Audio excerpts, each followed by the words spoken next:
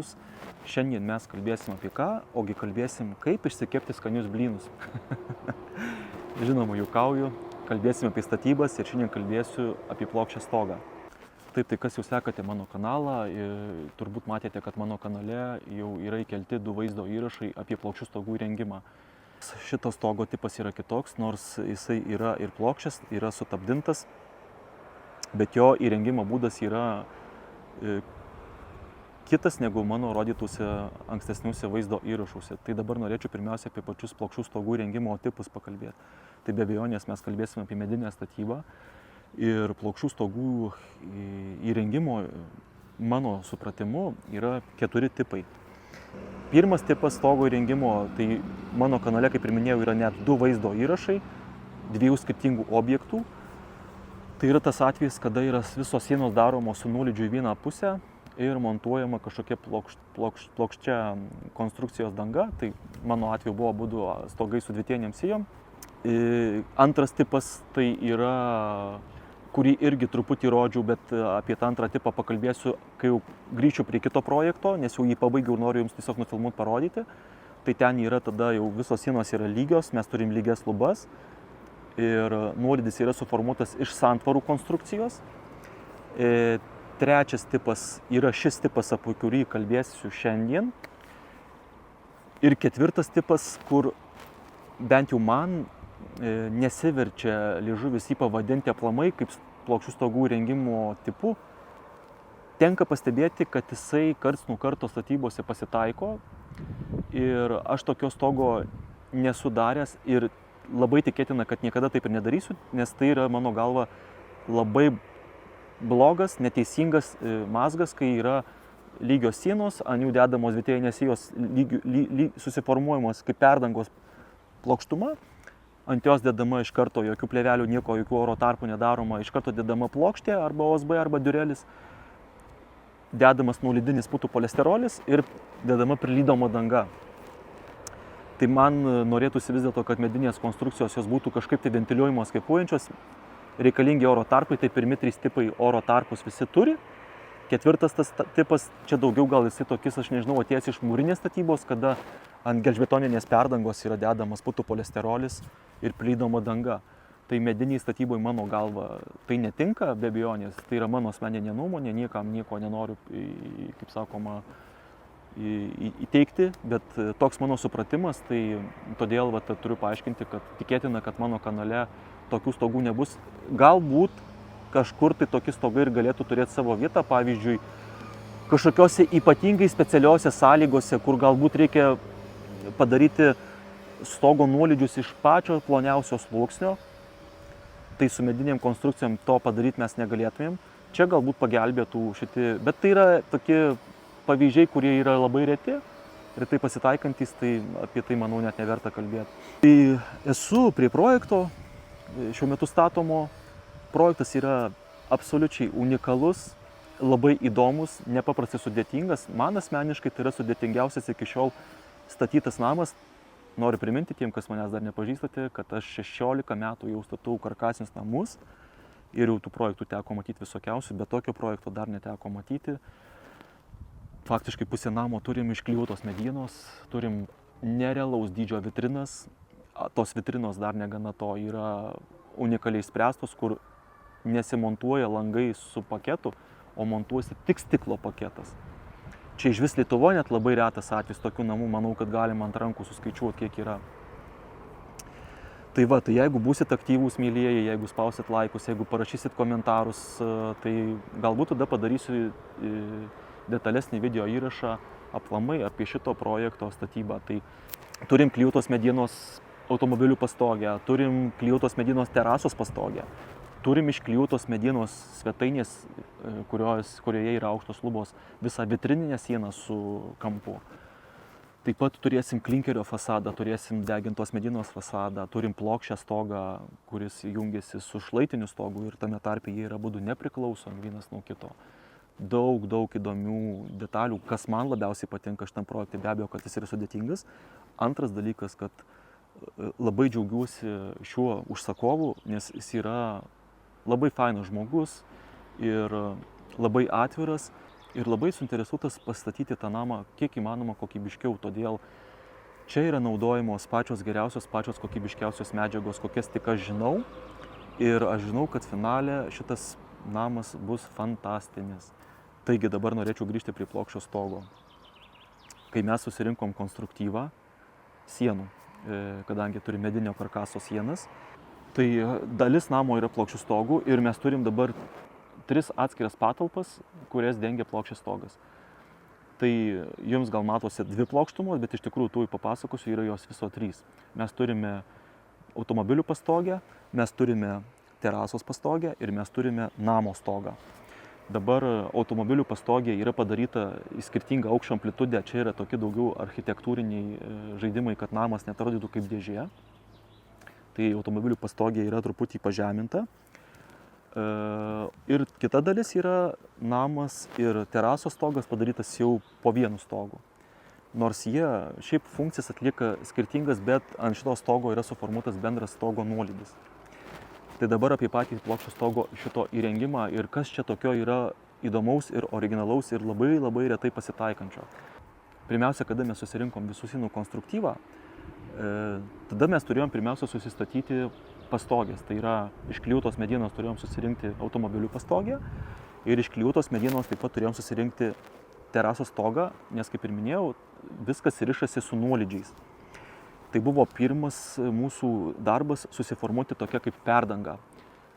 Pastogėse klijuota mediena, o kur namo dalis, tai buvo tiesiog kalibruota C24 mediena, KEM 5245. Ir jau kai susirinkom plokštumas, tuomet reikėjo pradėti formuoti nuolydžius. Dabar va čia ir yra įdomiausia šito stogo dalis, tai yra kaip padaryti nuolydžiai. Tai va, jie yra padaryti iš to pačio medžio konstruktyvo, tai yra daug skirtingų, čia buvo jų net keli šimtai skirtingų medinių tašelių nupjautų konusų. Reiškia, viena jų dalis yra, tarkim, pradžia yra aukštesnė ir jie siaurėja į galą ir dėjosi į įlajas įstrižainės, ką jūs galite pamatyti ant grebestavimo sistemos, kur yra numatytas, reiškia, nuvedimas vandens nuo stogo plokštumos į įlajas. Ir va tie tašeliai į tas įlajas, į tas įstrižainės turėjo siaurėjimo būdu jungtis. Stogas yra nepaprastai sudėtingas, labai sudėtinga tokį stogą įrengti. Iš plokščių stogų tai yra pats sudėtingiausias įrengimo būdas. Bet man asmeniškai tai buvo labai įdomu, kadangi tai pirmas tokio tipo stogas, kokį aš įrenginėjau. Tai visą laiką va, tas pirmas prisilietimas prie tokių naujų sprendimų, jisai yra nepakartojamas. Tai man tikrai labai patiko, bet iš tų visų 4 tipų, gerai, tą 4 mes iš vis atsisakykim to 4 tipo, jis ne pavyzdys. Iš tų mano minėtų 3 stogų tipų šitas tipas yra brangiausias, nes jis labai reikalauna daug darbo ir jam reikia daug medienos. Tai vat darbas ir žaliavos išdidina jo kainą, bet jis yra neišvengiamas šitam projekte. Kodėl negalėjo būti kitoks stogo tipas, kodėl va toks stogo tipas, kadangi, kaip ir minėjau, mes turim 2 skirtingus stogus, turim šlaitinį stogą ir turim plokščią stogą. Tam, kad nebūtų po plokščių stogų žemos patalpos, čia reikėjo daryti stogo nuolydžius ant plokščio stogo maksimaliai iš kuo mažesnio sluoksnio. Ir nei dvitėjim sijom, nei santvarom to būtumėm tikrai nepadarę. Arba galbūt ir būtumėm padarę, bet tai būtų buvę tada dar sudėtingiau. Tai va šitas formatas turi savo vietą ir jis va čia labai pasiteisino ir labai išsprendė patalpų aukščių klausimus. Tai va būna tokių atvejų, kada tu to neišvengsi, bet tokie atvejai taip pat pasitaiko labai retai, va todėl ir norisi man jums visą tai parodyti, kaip statybose yra sprendžiamos problemos tokios kaip, pavyzdžiui, patalpų aukščiai. Tai va, tai kai susiformavome visų jų plokštumų tuos nuolydžius į įlajas, tada atėjo laikas jau tą stogą be abejo uždenginėti. Ir dabar, kadangi turim 2 stogus, tai vienas stogas kaip ir yra tik pastogė automobilių, kur jinai visą laiką stovės lauko sąlygom ir nebus šiltinama, tai ten stogo plėvelės aš nedėjau, nes tiesiog nėra prasmės, ten kaip tik yra geriau kuo geresnė ventiliacija. Toj daly, kur yra namas ir kadangi namo stogas yra prijungtas su terasos stogu, be abejonės, kad tada dėjau stogo plėvelę. Tai kas liečia dabar stogo plėvelės parinkimą ir montavimą. Tai kadangi turim įlajas, aplamai plokščias stogas jis yra gana, gal pavadinkim tai problematiškas ir čia labai reikalingas kokybiškas ir kruopštus jo įrengimas visų sluoksnių. Tiek pačių konstrukcijų, tiek nuolydžių, tiek ir paskui sandarinimo, tiek paviršių formavimų. Tai ten, kur įlajos įdėjau dvigubą vadinamą plėvelę įlajom, kad, sakykime, tos vietos būtų tiesiog dėl susikaupusios drėgmės tvirtesnės. Ir tada dėjosi difuzinė plėvelė. Tai difuzinė plėvelė čia yra dėta speciali, ta difuzinė plėvelė yra dėta armuota. Labai svarbu ant plokščių stogų yra plėvelės armavimas, nes mes turime plokštumas ir plėvelė būna tarp konstrukcijų pakritus natūraliai pagal savo svorį. Vėliau plokšti stogai visą laiką yra užputinėjami su pučiama vata plėvelės laiką iškels taip ir per centrą tarp dviejų statramsčių plėvelę, kai iškelia, kas gaunasi to vietoje, gaunasi labai toks spaudimas ir plėvelė visą laiką yra po įvaržą, po įtampą. Tikrai, kad ilgainiui per, sakykime, nežinau, per 10, per 20 metų tos vietose gali plėvelė tiesiog natūraliai patrunyti ir gali praplyšti. Tam, kad taip neatsitiktų, šitos vietose yra reikalinga armuota plėvelė. Tai va, tai sumontavom plėvelę ir dabar perinam tada prie oro tarpo formavimo, kas yra irgi labai svarbu mediniams stogams. Tai yra ventiliacija. Tai jau ir anksčiau tuose video įrašuose, kuriuose rodžiau plokščių stogų rengimo, taip pat ir šiame stoge yra įrengta dviguba grėbestavimo sistema. Dabar kokia dar kitokia gali būti sistema? Šiaip teoriškai kaip ir negalėtų būti jokia kita sistema, bet irgi gana dažnai pasitaikantis atvejis, tai kada yra ant nuolydinio karkaso arba ant stogo konstrukcijos yra dedamas tiesiog vienas tašelis, tarkim, kaip čia, ir tada iš karto ant jo yra dedama plokštė. Bet tokiu atveju yra labai suprastinama arba visiškai uždaroma stogo ventiliacija. Tai todėl aš įrenginėjau visą laiką dvigubą grėbestavimo sistemą. Pabandysiu parodyti aš jums, kaip šitą ventiliaciją veikia. Tai čia dar neuždėta juosta OSB plokštės. Tai vat, kaip matote, tas dvigubas grėbestavimas yra makaronas ant viršaus grėbėstas. Ir čia tada, kaip ir minėjau, jeigu būtų viengubas grėbestavimas, tai čia uždėjus plokštę vietoj šito grėbėsto šitas ir užsidarytų šitas kanalas oro. Bet kadangi mes turime ir viršutinį grėbėstą, tai mums tada šitą kanalą, kaip matote, atidaro. Ir tada čia va per plokštę į parapetą šitoje vietoje jau išeina pas mus oras. Taip. Ir tada, kai užsideda parapetinė plokštė, tai va tas kanalas, jisai, kaip matot, yra visiškai atviras. Čia man tokių reikia detalių, kad susiformuočiau idealiai tiesų parapetą, kaip matot, nes vis tiek reikalingas tikslumas. Tai bet aš visur, matot, yra kanalai, orui patekti ir išeiti. Dar va čia formuosis irgi karkasas. Darysis paaukštinimas su oro tarpais, nes jeigu čia uždėčiau plokštę, tai čia tada mano visas tas darbas perniek ir viskas užsidaro teisingai. Tai dabar dar paskui eisiu, kai užsidėsiu jau šonus, kai pasibaigsiu visą šitą kraštą, tada kai dėsiu viršutinę jau plokštę, kuri bus reikalinga ir apskardinimui, tai man čia reikės formuotis dar tam tikras detalės dėliotis, kad susiformuoti stogo parapeto pavirtimą į stogo dangą, kad lietus, sniegas nubėginėtų ne į fasadą, bet į stogo pusę. Tai čia labai svarbus momentas yra stogo ilgamžiškumui. Ir toliau jau kaip padaromas grėbestavimas, tai dar vienas grėbestavimo privalumas yra tas, kad aš galiu montuoti plonesnę plokštę. Tai tiesiog čia pataupom klientų pinigus, be abejo ir man pačiam darbas yra daug lengvesnis. Ir dabar apie plokščių montavimą. Tai šiuo atveju jūs matote, sudėta yra OSB plokštė, dar kitas variantas gali būti durelio plokštė. Dabar kada, kokią montuoti, kokie jų privalumai ir trūkumai. Kodėl aš montuoju dabar, pavyzdžiui, OSB plokštę, tai atsakymas labai paprastas yra, kadangi aš su jums šiandien filmuoju, tai yra šeštadienis, orai fantastiniai, lietaus nenusimato, pirmadienį čia jau bus uždėta pilnai PVC stogo danga. Vis dėlto, jeigu tas stogas stovėtų ilgai ir būtų didelė tikimybė, kad jis dažnai gaus lietaus, OSB plokštė nėra tokia atspari drėgmei, tada montuočiau durelio plokštę. Kadangi aš susiderinu savo darbus visus taip, kad tik uždėjus plokštę būtų uždėta iš karto stogo danga, rizikos nėra arba jinai yra visiškai minimali, tai tiesiog vėlgi dėl tos pačios priežasties pataupant tiesiog kliento pinigus, nes OSB plokštė dar truputį yra ir pigesnė. pataupėm ant storio, pataupėm truputį ant plokštės kainos ir finale gaunasi visai neblogas rezultatas ir tas stogas jisai negauna drėgmės, jisai nepabrinksta. Ir žodžiu, mes išlaikom tą gražią, švarę, lygią plokštumą, kas yra labai labai svarbu, nes labai nedidelius turim stogo nuolydžių. Taip, dabar labai noriu parodyti jums ir įlajas. Tai visą laiką perku įlajas tik šitos kompanijos. Jos yra realiai šiaip pačios brangiausios rinkoje. Bet be abejo, mes kokybės sąskaitą netaupom. Tai va, aš vadinsiu ją gerklę, nes mes kaip statybininkai, paprasti žmonės, tai vadinam gerklėmis šitus dalykus. Tai va, jos čia vieta bus, jinai įsileis į vidų. Ir jinai iš karto turi manžetą PVC dangos, taip pagal stogo dangą kokia bus, kad susikliūtų, susilydytų. Ir dar kas įdomu, tai čia man dabar buvo tokia naujiena, kadangi dažniausiai tenka montuoti parapetinės įlajas, tai šitą įlają mes turim su šildomu kabeliu. Tai visa šita įlaja yra šildoma, nebereikia ant stogo vestis kabelio šildomo, o tiesiog per stogo konstrukciją. Pasijungs ant maitinimo kabelio skydą, jinai įsileis žemyn, aišku, ir paskui ant viršaus susidės tokios gražios lapų gaudyklės. Susitiksim netrukus, kai jau uždėsim PVC dangą.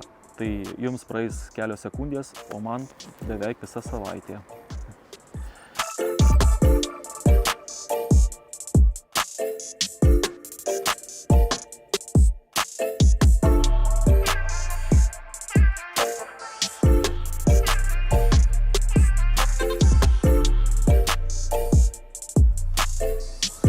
Lygiai po savaitės susitinkam vėl ant to pačio stogo, tik šį kartą jau nebe ant plokštės, o jau ant pilnai uždengto su PVC danga. Tai kaip ir norėjau, kaip ir buvau suplanavęs, viskas labai pasisekė. Šeštadienį, kaip ir minėjau, pabaigiau visą stogą dėti plokštę, o pirmadienį jau pradėjo. Pirmadienį uždėjo šitą plotą, antradienį uždėjo šitą plotą, trečiadienį liko visokie parapetai, davedimai. Pradėsiu tada nuo dangos, tai PVC danga tokia iš geresnių, jos būna arba visiškai lygios, arba su tokiais žvynais. Tai čia yra uždėtas su žvynais, tam, kad žiemos metu arba kada palyja neslystų koja, nes kada stogas plokščias labai patogu montuoti saulės modulius, juos labai lengva ir patogu prižiūrėti, ir jeigu būtų sniego arba vandens užlipus juos prižiūrėti, nuvalyti, pakeisti, paremontuoti ir taip toliau, servizą atliekant, tam, kad nepaslysti, nenukristi nuo stogo, aišku, ir nesusižeisti. Labai pasiteisina šitas variantas su žvynais. Toliau įlajos, gražiosios įlajos. Jos va taip įleistos, jos yra įgilintos, kaip matot. Ir va taip jos sumontuotos. Dabar, kadangi čia toks vienas iš retesnių atvejų, kada turim dvi plokštumas, tai plokščią stogą ir šlaitinį stogą, yra vieta, kurioje susijungia abudu stogai. Ir šita vieta yra labai svarbi. Kuom? Ant šito stogo dėsis keramikinės čerpės. Ir pirmiausia laiką darosi stogas, kuris yra žemiau, tada darosi stogas, kuris yra aukščiau. Jungtis. Kadangi čia čerpė, parapetukas gavosi labai nedidelis šitoj vietoj, visiškai minimalus, tai čia bus papustymas sniego žiemos metu, kada bus stiprus vėjas. Todėl tiek pati plėvelė, tiek jungtis tarp šlaitinio stogo ir plokščio stogo turi būti labai rimta ir labai gerai užsandarinta, nes 100% čia bus sniego papustymas ir bus drėgmė, tam, kad jinai nebėgtų į konstrukcijos vidų. Tai yra taip viskas padaryta, tam, kad ir susidaręs kondensatas, kadangi čerpės nėra visiškai sandarios, gali taip pat irgi prapustyti arba lietus patekti. Patekęs vanduo ant plėvelės, jisai nubėga ant PVC dangos ir nubėga į įlajas. Jeigu prapusto pro plokščią stogą ant plėvelės, vėl viskas gražiai nubėga atgal ant PVC stogo ir nubėga į įlajas, į gerklės taip vadinamas. Taip. Čia yra užklijuota Siga Fentrim juosta, tai yra viena iš brangiausių lipnių juostų, bet saugesnės juostos šitoje vietoje jau nėra ir šitoje vietoje tikrai pataupyti nereikėtų, nes su laiku drėgmė bėgdama va čia atkelia tą kraštą. Tai čia yra nugruntuota, nors gruntuoti ir nereikia Sigos juostų, bet vis tiek yra dar nugruntuota, purškiami klijai ir užklijuota šitą juostą tam, kad jau čia tikrai būtų šita vieta 100% patikima. Tai va dabar parapetai dar tada taip, čia turim tokią pralaidą pasidarę saulės modulių pajungimam. Dabar trumpai parapetas, dabar kol kas yra padaryta taifa ir viskas apskaičiuota, kiek darysis lauko apdaila čia ir tiek yra iškišta. Vėliau, kada pasidarys lauko apdaila, nes dalis bus jinai dailylentėm, dalis klinkerių. Vėliau užsidės toksai dar lankstinukas gražus ir dar kartą prisives PVC danga. Čia nesideda jau tos parapetinės paklodės, kaip yra įprasta daryti. Čia tokis minimalus lankstinys dėsis ir kada užsilydys PVC danga, liks jo tik tais keli milimetrai tokis grinai, kaip plintusėlis gražus minimalus. Tai vat šitas vienas iš tokių PVC dangų didelių privalumų, kas liečia dizainą, estetiką. Tai nėra tų paklodžių iš skardos, niekas nebarška, niekas nedunksi, kai saulė išlenda ir taip toliau. Nu, vat ir viskas, čia labai daug apie tą PVC dangą nėra ką pasakot. Tai va, ir dar nueisim pasižiūrėsim ant pavėsinės, kaip padaryta. Žemesnis stogelis ir taip pat irgi žemiausiam taške, kuris yra suformuotas iš medinio konstruktyvo, yra įdėta gerklė. Ir kadangi turim žemesnę stogo dalį, tai čia darysis ant tos kaktos parapetinės apdaila. Tai užsikėlėm va taip dangą. Dar čia yra nepabaigta, dar čia irgi taip pačiai tas kraštas sandarinsis tam, kad nepatektų drėgmė į šitą va tarpą, bet tiesiog baigėsi lipni juosta, čia kitą kartą atvažiuosim, pabaigsim, reikia dar pirkti juostos. Tai va, ir va taip va viskas pasidarė gražiai. Čia yra virš katilinės įėjimas. Tai va, ir visas tas stogas taip va ir atrodo.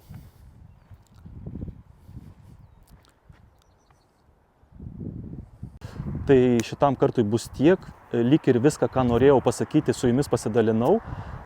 Labai buvo įdomu išbandyti tokį stogo variantą, kaip ir minėjau, labai retai pasitaikantį. Tarp kitko, jeigu jūs planuojate statybas ir jūsų projektas yra taip pat su plokščiu stogu, nebūtinai tai turi būti karkasinis namas, gali būti ir mūrinis, bet jeigu tai yra stogas su medinėm santvarom, su dvitienėm sijom, arba tokio variantų kaip čia, kai yra dvigubas konstruktyvas su nuolydiniu konstruktyvu, jūs visada galite kreiptis į mane dėl profesionalaus, kokybiško ir greito jūsų stogo įrengimo. Dėkoju Jums, kad buvote su manimi. Ypatingai dėkoju tiems, kurie parašote komentarą arba paspaudžiate laiką, taip pat prenumeruojate mano kanalą. Man tai yra tikrai labai svarbu, taip aš jaučiu ryšį su Jumis. Taip pat tai yra papildoma motyvacija kurti Jums gerą kokybišką turinį, taip pat ir kokybiškai atlikti savo darbus ir Jums parodyti. Šitam projekte kol kas spaudžiam pauzę. Visas namas yra saugiai uždengtas, negalim daryti stogo, negalim daryti fasado, negalim daryti viduj nieko, nes neturim langų, turim Jūsų laukti. Kol sulauksim čia langų, aš trumpam grįžtu į savo ankstesnį projektą, iš kurio tikriausiai mes ir susitiksime, manau, už kokių 2-3 savaitėlių, jau kitame mano vaizdo įraše. Labai rekomenduoju tie, kas dar nesekat mano kanalo, pasekti, nes sekantis projektas, kurį aš Jums parodysiu, bus kokį gražų, modernų ir sudėtingą, galim pastatyti karkasinį namą. Ilgam neatsisveikinu, greitai susimatysim.